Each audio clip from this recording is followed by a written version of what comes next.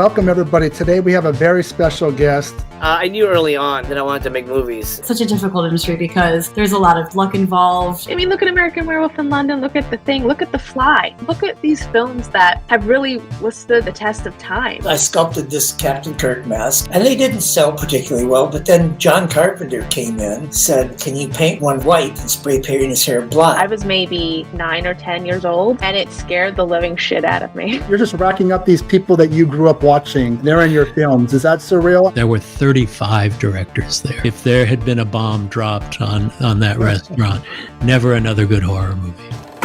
Benet's Bloody Bits. Welcome to Triple B. My name is Jason Benet. When it comes to Italian horror, the first person that really put horror on the map in Italy was Mario Bava. He's kind of the gold standard with films like Black Sunday and Black Sabbath. I really fell in love with Italian horror in the second wave with people like Ruggero Deodato, Umberto Lenzi, Lucio Fulci, Dario Argento. And then later on, fell in love with Mario Bava's son, Lamberto Bava's resume of films like Demons and Demons 2. So in 1989, 30 years after Black Sunday, Lamberto Bava does a pseudo remake of Black Sunday with The Mask of Satan. And I say it's more of a reimagining. I don't think it's so much a remake. Yes, you have the witch, and she's got a mask pounded on her face. And when that mask gets ripped off, evil's let loose. But everything else is quite different.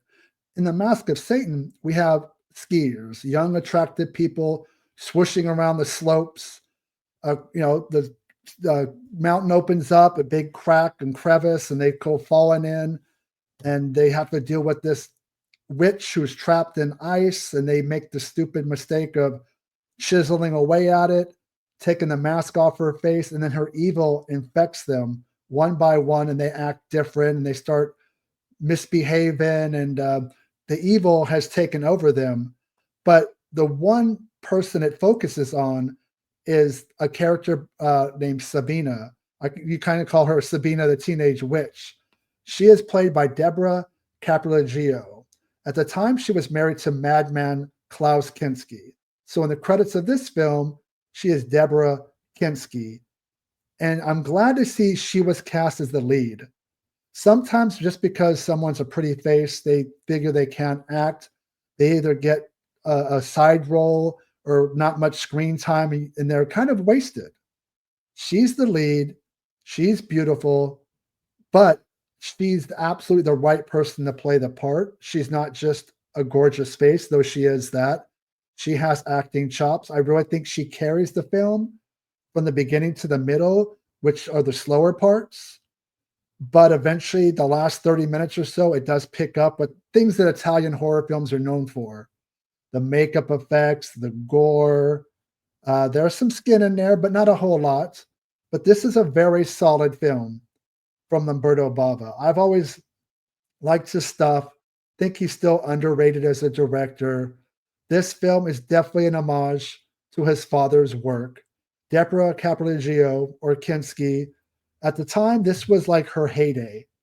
It was really 3 films that she knocked out of the park that people remember her for.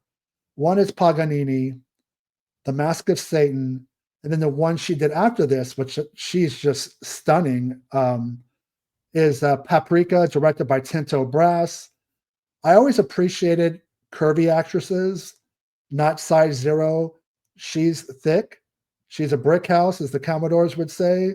She's mighty, letting it all hang out. That's who Deborah was. What was the other song? Bad Mama Jamma by Carl Carlton. I'm going back to the old school days with my music. She's very gifted in a lot of areas, natural. This was kind of the era of no plastic surgery. At least I didn't notice it. A lot of actors in the day, she's just natural and beautiful and nice to look at. You might be thinking, well, you just like the movie because you like the girl. We all do that. Men and women, we could all go into a film and get a crush on somebody, and that ends up being a big reason why we like the film. It is. It definitely helps this film a lot. It doesn't really go the exploitation route of 80s horror until closer to the end. So the beginning and the middle are a little bit rough patches. She's great. She's the lead. Also in a smaller role is filmmaker Michele Soavi. You might remember him for basically 4 masterpieces of Italian horror: Stage Fright, The Sect, The Church, and Cemetery Man. He's really good. Always nice to see him again. The Mask of Satan just got released on Blu-ray for the first time in the US by Seven Films. If you don't know about Seven Films, they basically have cornered the market of Italian horror, international horror, and video nasties. So I'm glad I got a hold of this. The only time I watched this prior to this was probably like an upload on YouTube, and it looked like garbage. So it's nice that this is a very high quality Blu-ray disc. It's got interviews with Lamberto Bava, where he kind of goes off on remakes, which is kind of ironic, even though his film is more of a retake, a reimagining. He's not a big fan of remakes. Deborah Caprioglio, it's a current interview. She still looks great, just as good as she did back in the day. And she's bright. When you watch the interview, you realize that, she's got smarts. She's a good, she's brains and beauty, that kind of hard to find combination, but she's definitely both. That movie is not quite up to par with the golden age of Italian horror. Was definitely probably like a 15-year period from 1970 to 1985. When you get to the later half of the 80s into the 90s, that industry kind of collapsed, and it really didn't have the kind of movies that it used to. I think most horror fans are in agreement that is the best of those movies were in that 15-year gap. But I do still have a strong appreciation for the lesser films. I could still pull something from them, some nostalgia, some fun. But yeah, I want to recommend the Blu-ray. It's really well priced. Seven Films, The Mask of Satan. I ordered it through their website, and it had a nice, really spiffy slipcover. I'm not always enamored with their slip cases because sometimes they don't look good or they're too snug, but they have improved in that area. But hopefully you guys check this film out. I think it's, if you're an adventurous genre fan, and especially if you're an Italian horror fan, I think it's a must-see. Deborah Caprioglio, also known as Deborah Kinski, who was married to Crazy Man, Klaus Kinski. I mean, there's a whole history with those two.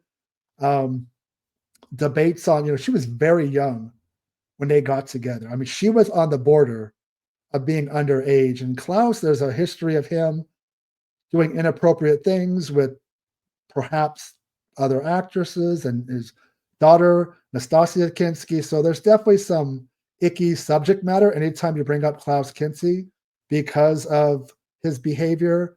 But it doesn't deter me from, Deborah's work and the stuff that she's done with or without him. She's still excellent actor.